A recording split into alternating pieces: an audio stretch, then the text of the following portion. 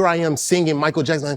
And I was like, don't sing. And I was like, everybody, and then there was the K word. Yeah. I had no idea what that meant. Michael Jackson singing it, I'm singing it. I didn't know. And one of my teammates, goes, you can't say that. I go, what? That's Michael Jackson. What are you talking about? You can't say that word. I'm going, what word? Like this was, college. Yeah. I genuinely had no exposure to this. And I go, oh, really? Yeah. Never heard it, never seen it, didn't say it. Right. After that, I didn't say it. And it was, I swear, it was like my boy told me and said, you know what? I'm gonna go tell the people in the music industry. Because after that, they started going, like, and if you listen to the song now, it was a thing. Yeah. There's a whole thing about it, right? But I didn't know that. Mike had to come out and talk about it. And Mike had to come out and talk about that. And that's a slur that's rarely used because they're very protective over it. Right. That's why I wish the N-word would fly away. I wish that would go away. I wish it would. I wish it would. We were sensitive, like, nah, we don't do that. Right. Because even when I talk about the word, I don't say this, when you say tard and you say even retarded, it was like, it got everybody offended about 7-8 years ago when comedy be like, you said retarded. I said, but there was a comic before me that used the N-word and you didn't even flinch. Right. You didn't even say, hey, can we not use that word? I had a white lady, it's always them in comedy. They were like, I said retarded. I think I was there for this one. Right, you might have been. I said some word retarded. I was talking about something. She goes, hey, that's not a good word. I go, but you heard 18 times from the previous comic and you didn't flinch. But they didn't hear. Right, exactly. They bought. And she just kept going. We sell our pain. No doubt. In a very direct way that other cultures don't. Yes. So like. I'm gonna put a button on this one real quick for things, just so I make sure I wrap that all the way up. I learned from that situation in private. Had I made that mistake out front or whatever, we wouldn't be given the grace, right? Yeah. And I genuinely did not know that, right?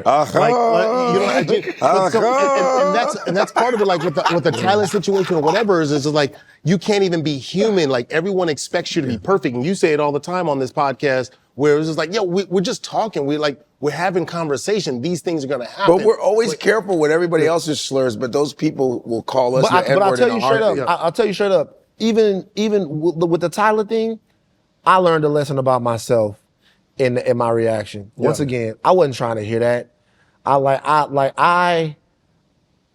It's very important for me to continuously push myself, Rachel to push me, everybody in my life to push me, people to push me to continuously remember that all of this stuff is not rational. Incivility, being draconian about people's mistakes, it's not rational. That's not how things are. Right. Right? That's just not the way you're supposed to be.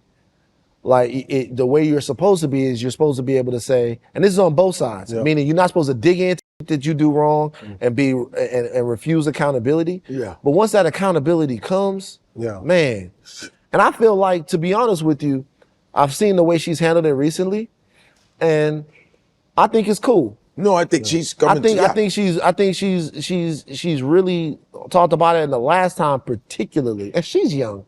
Yeah. The last time, particularly, I'm like, you know what, man? Let Tyler dance, man. Yeah, right. Yeah, you know, let Tyler dance, let Tyler sing. Are we obsessed with liking somebody for 5 minutes and then torturing them for as long as we can? If you're successful, that is for sure. Yep. It is. That's a human thing. From the TMZ guy that came. Yeah. Hey, I gotta ask you, how did you get to TMZ? And let me first say this, right? Gig that, like, TMZ. Because TMZ pissed me off. I'm gonna tell you why TMZ pissed me off. It's 2009, ending on the Michael Jackson thing. And I remember my best friend's dad calling me, telling me, boy, Michael Jackson dead. I said, what? No, he's not. What are you talking about? Turn on the radio, boy, turn on the radio. Turn on the radio on my Dodge Charger, and I'm driving, and I'm like, what? I get to the house, I leave my car running outside, I'm sitting there, and I'm watching CNN, and Wolf Blitzer, and, don't judge me on my Wolf Blitzer. It's the something room. This is the situation room. This is Wolf Blitzer. But I'm sitting there and I'm watching, hours are going by, and then all of a sudden the news break, TMZ is now reporting that Michael Jackson dead at the age of 50. I'm like, F these people. What is a TMZ? Mm-hmm. But from that point on, it legitimized TMZ.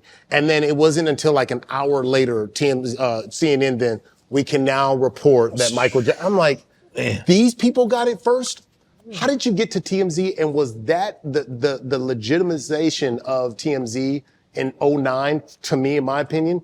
Is that what attracted you to TMZ? How did you get to TMZ and what was that story like? I started off at TMZ as a tour guide.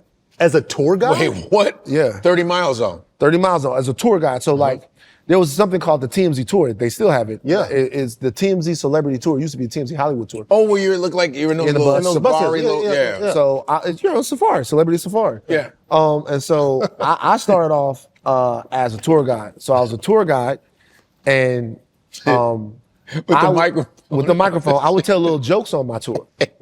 Yeah. So I would write little jokes on my tour. And Harvey took the tour. He heard me tell a joke, and then after he heard me tell that joke, he was like, "I want you to come on on the television show." The joke was, so we would stop by. My tour days were fun. It was a fun time. Wow. So we would go by the Hustler store. And That's my spot. No. Hustler Hollywood. We would go by the Hustler store. And I remember I stopped the bus and I was like, I would stop the bus by the Hustler store and I'd be like, you guys have no idea how important Larry Flynt is. He's one of the most important civil rights leaders of all time.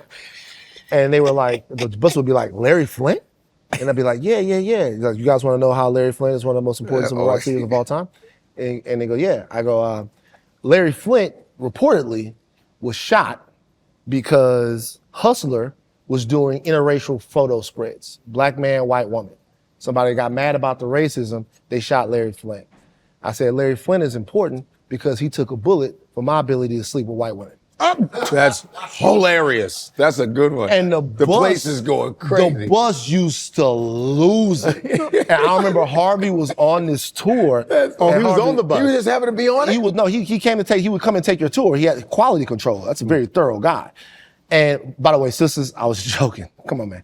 You gotta make sure you threw that in there. Sisters, it's a joke, sisters. It's a joke. And so Harvey came on a tour and Harvey just lost it. Like, he was like, yeah. And so the very first time I was ever on TMZ, I told that joke. He made me where he worked it into the show. Yeah. And so then after that day, I was on it for the rest of the time. Yeah. So I got to TMZ. It's like a decade, right? It was a long time. Wow, I got great. to TMZ, I'd say I started training on the tour April of 2011. By June of that year, I was on TV every day. That's crazy. I remember That changed your life. Yeah, sure. Was that the route that you were hoping to get, or that just kind of happened? The one joke just told, and put you on a different. I looked for the job at TMZ because my unemployment ran out. New drop. It's in 154 collection, embroidered mask shirt. We got the soccer jerseys in. Gold. You can see it. Come on, you know what you gotta do. 154africa.com. Go get it. Stop wasting time. Look,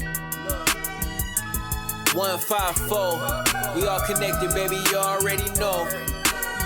I'm talking 154.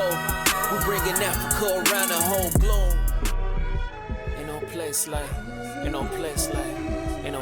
home.